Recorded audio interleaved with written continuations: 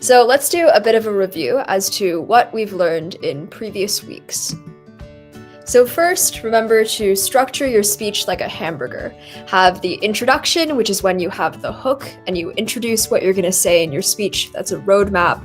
Remember how to have a point, so bring up what you're going to say, have supporting examples or evidence for that point, or just expand on it. So tell me why, tell a story, tell me about your favorite thing within that point.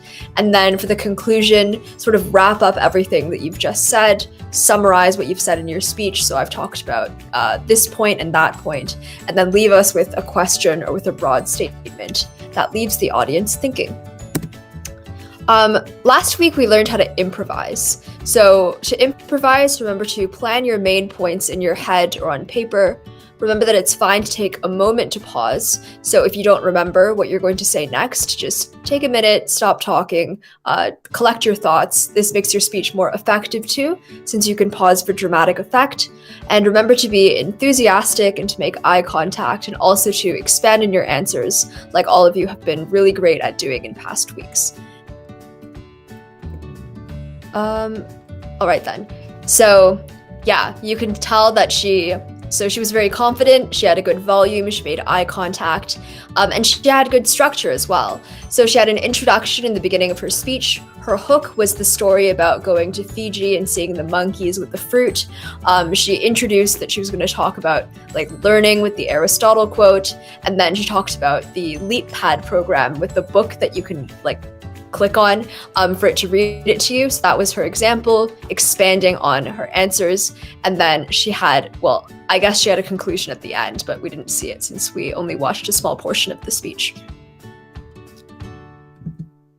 Okay, so now that we've done our review, let's present our speeches from homework. There are so many animals like cats, rabbits, or goldfish to name a few. However, my favorite animal is dog. Dogs are not merely animals. They are our friends, have been for 1,000 years. I like dogs and I like to take care of them every day. I have a dog. His name is Cake because he looks like a white cake. He has curly hair with beautiful black eyes. Every day I feed my dog, bath him, and take him for a walk in the park. Playing with my dog relax me and reduce my stress.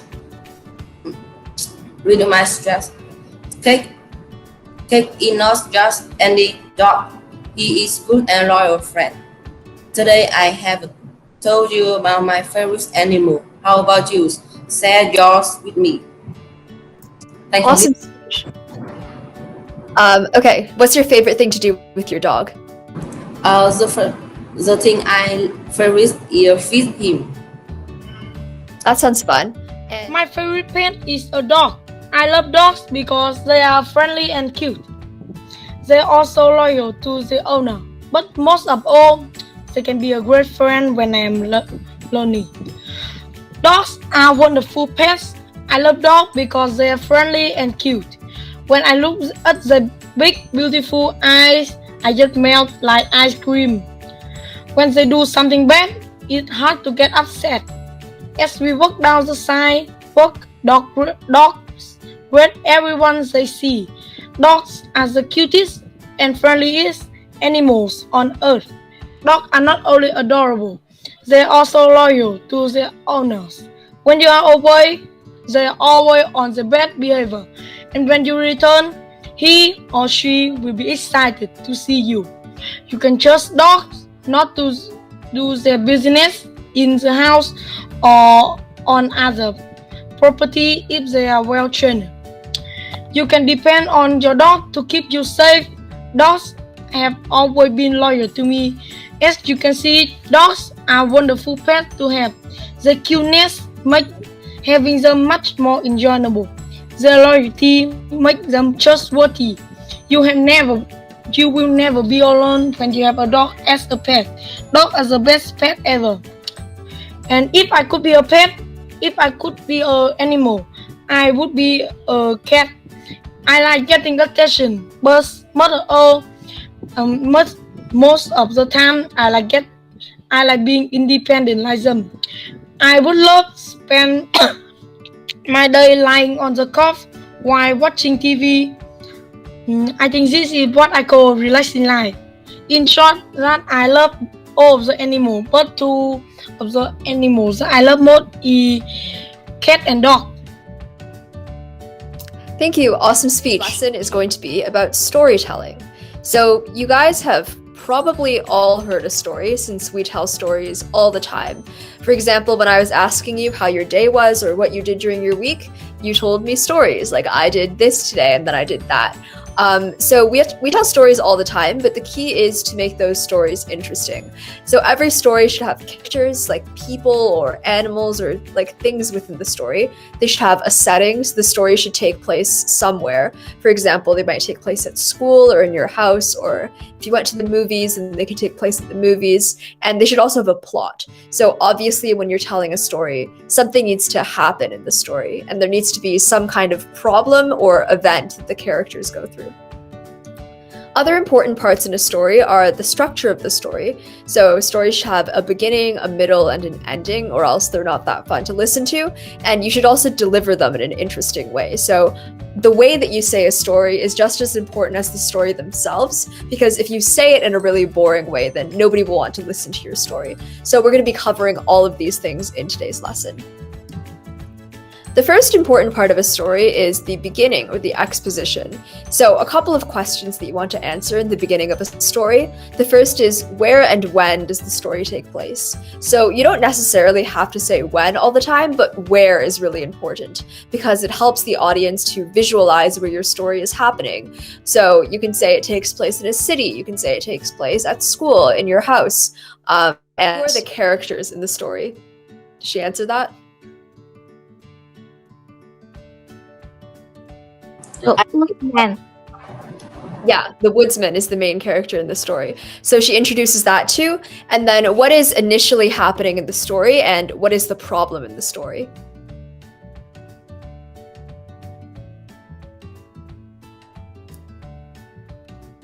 So I guess the first question is, what's he doing? Yeah. He cut the tree near the river. Yeah. And then what happens?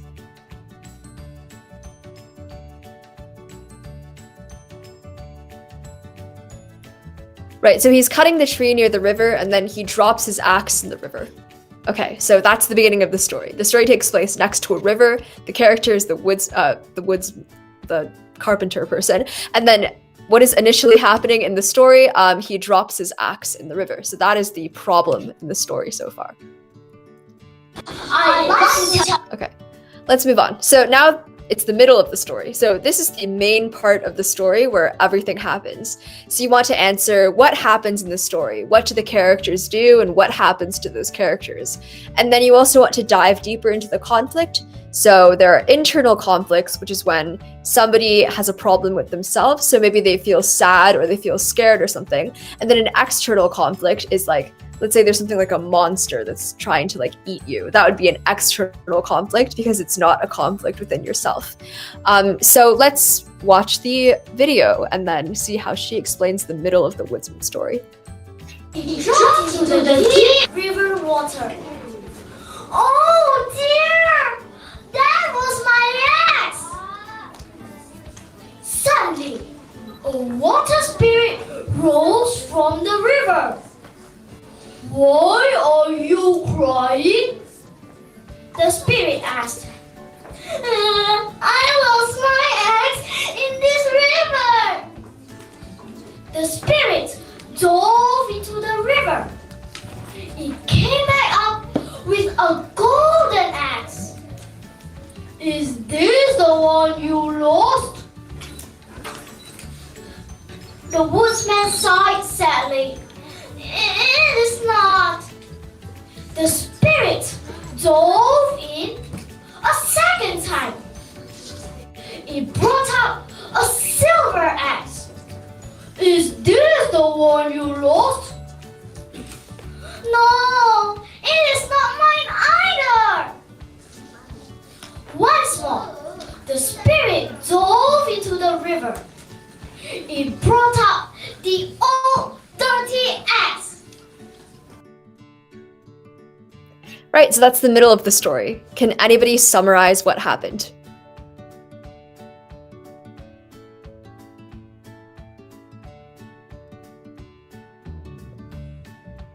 A spirit appear.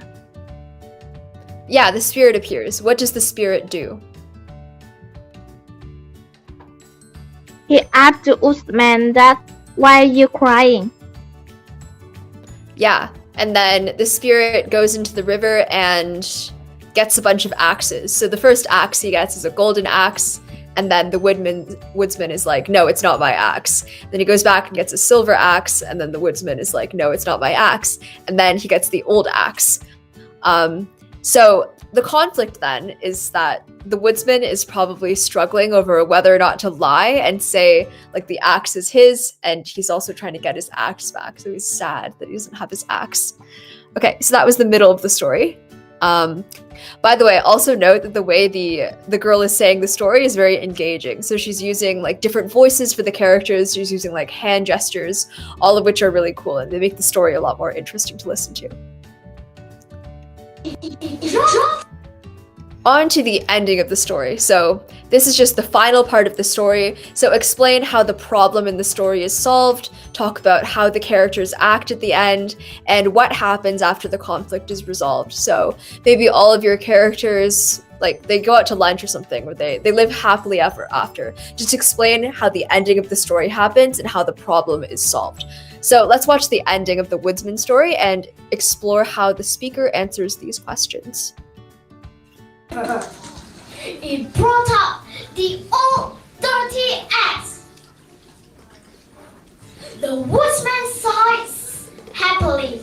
Thank you, that's it.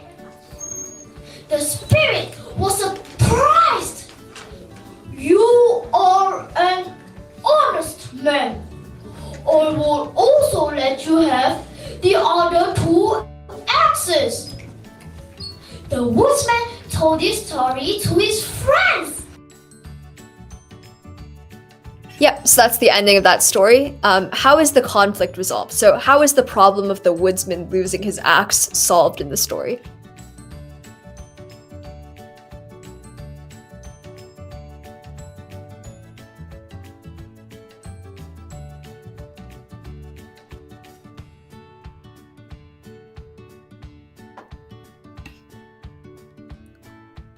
So he loses his axe. Does he get the axe back? Yes, he gets the axe back. Yeah. And what else happens on top of getting his old axe back? Does he get anything else?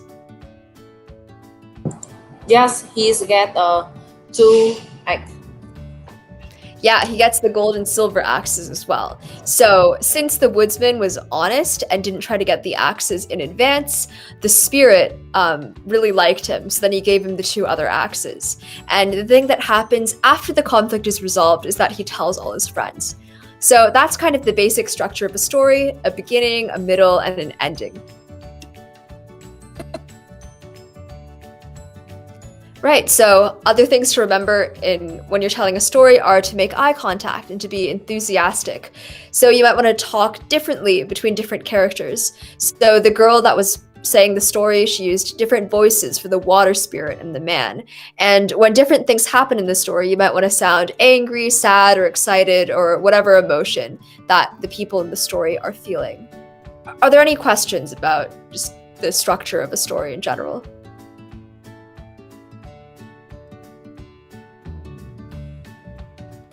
All right, so now we can practice telling stories. What you want to write here is to pick a location and write a story about the location. Okay. The bus was so late, so I decided to walk. On the way, I saw an elderly woman suddenly fainted in the middle of the road. I was surprised and worried about her, and immediately ran to help her. People surrounded me and helped me call for an ambulance. The old lady was quickly taken to the hospital. She was found to be seriously ill. The hospital immediately phoned her relatives. However, after a long wait, no one came.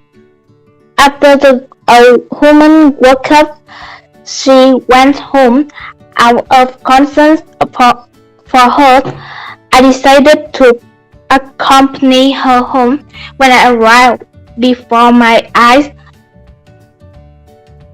when the kids got a small and old house. She said that her children didn't care for her for a long time. She lived alone in the house. Bye-bye. I immediately went to school, but the class had already started for a long time. I slowly walked into the room and apologized to the teacher, but she just smiled and complimented me. And then I and the old lady become good friends. Wow, that's a really interesting story. I'm glad you tried to help the lady. That's a really cool thing to do. Okay, who wants to go next? Homework. What is one thing that made you happy this week and why? So tell a story about something fun that you did this week, or just something fun that you did during the week. Explain how it made you happy and why it made you happy. Just use storytelling structure to explain what happened. And we're going to present next week. Remember to write, practice, and time your speech and use storytelling structure. Any questions about that? No.